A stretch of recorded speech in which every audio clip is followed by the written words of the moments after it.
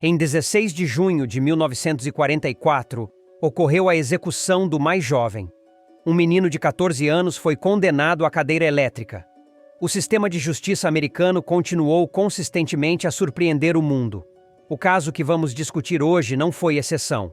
Talvez o menino merecesse tal punição se realmente tivesse cometido o crime de que foi acusado. Mas será que a suspeita quanto à raça do menino desempenhou um papel crucial aqui, já que ele era uma pessoa negra? Ou será que a aplicação da lei só queria atribuir a culpa a ele?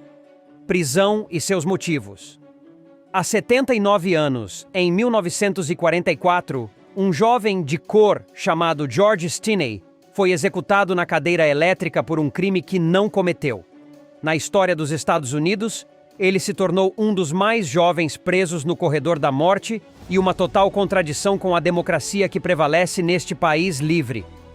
George foi preso em 1944 sob a acusação de estuprar e matar duas meninas de 8 e 11 anos, Mary e Betty.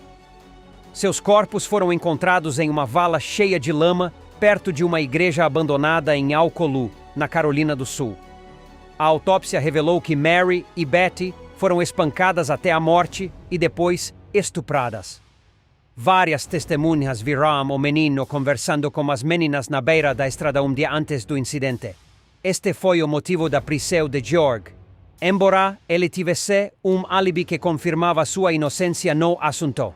Vários policiais, sem testemunhas e numa sala trancada, interrogaram o menino durante 1 hora inteira. No final do interrogatório, o xerife fez uma declaração de que George havia confessado. No entanto, não houve documentos preservados para confirmar as suas palavras e elas podem não ter existido. Mais tarde, Steve Mackenzie afirmou que um dos policiais havia prometido sorvete a George em troca de sua confissão. Advogado, um representante de confiança que presta serviços jurídicos. O julgamento. O criminoso perigoso foi julgado durante 3 horas. Charles Plowden, comissário tributário que trabalha na estrutura governamental, desempenhou o papel de advogado. As testemunhas foram moradores locais que descobriram os corpos e os médicos que os examinaram no local do incidente. A polícia alegou que o menino havia confessado totalmente o crime no momento de sua prisão, mas por algum motivo esse fato não foi oficialmente confirmado e a polícia simplesmente acreditou em sua palavra. Nenhuma testemunha foi apresentada para a defesa e não houve interrogatório. O argumento do advogado de defesa baseou-se na pouca idade de George.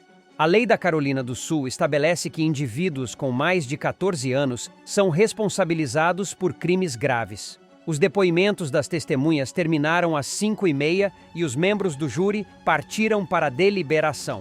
10 minutos depois, eles voltaram e consideraram George culpado. Um pequeno detalhe, mas vou mencioná-lo mesmo assim. O júri era todo branco. Como resultado, o menino foi condenado à cadeira elétrica sem possibilidade de liberdade condicional.